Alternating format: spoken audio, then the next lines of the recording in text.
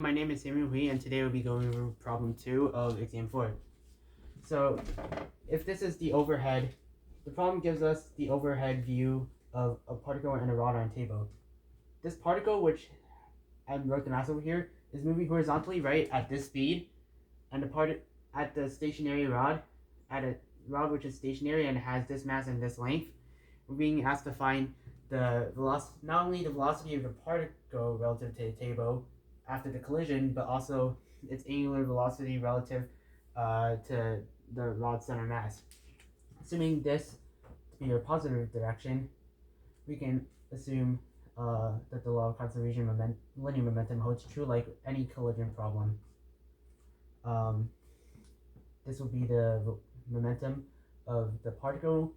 The rod doesn't have any momentum because it's stationary, and and since the problem also tells us that they collide inelastically, it will end up being the combined masses times the final velocity.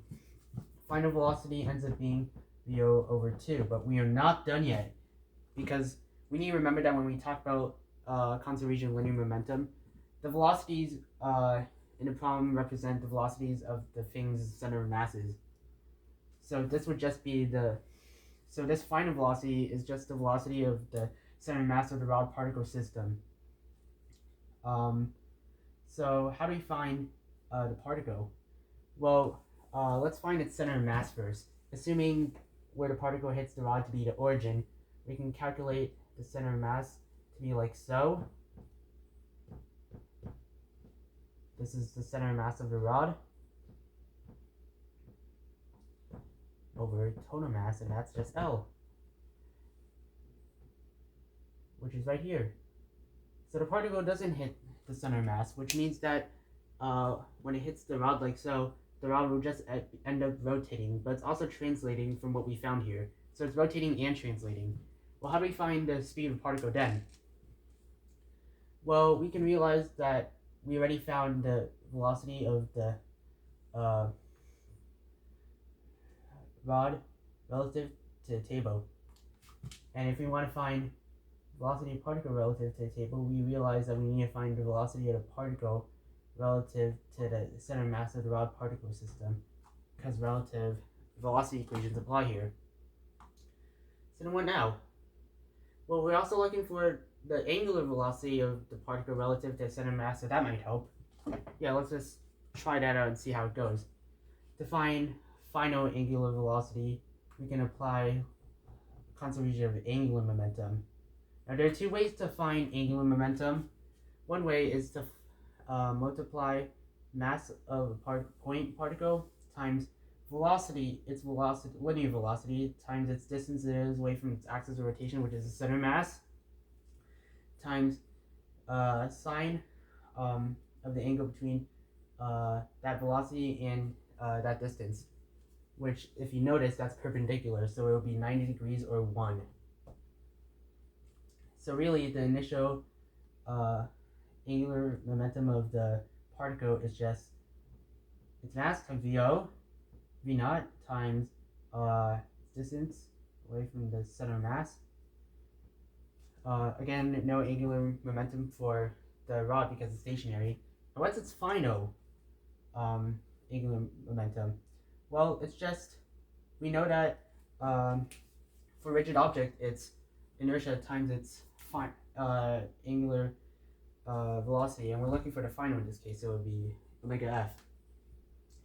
Let's find the inertia of the thing.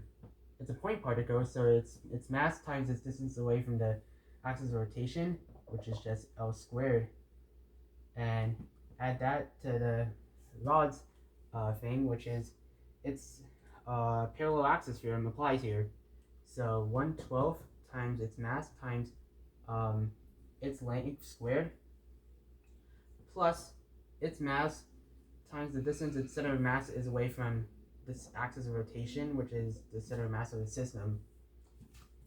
Its center of mass is 4L divided by 2, which is 2L, and that's L away from here. So just being L squared. This simplifies to 10 mL squared over 3. So mvol equals 10 ml squared over 3 times final angular velocity, and we end up getting final angular velocity, and therefore our answer to part B to be this.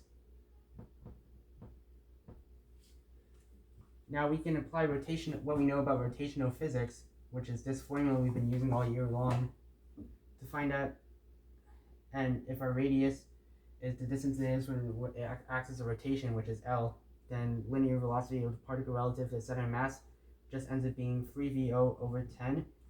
Plug these two values into the equation, and we get that the final velocity of the particle relative to the table and the answer to A is just 4 over 5VO. Now for part C, we are responsible for finding a instantaneously stationary point on the rod after the collision.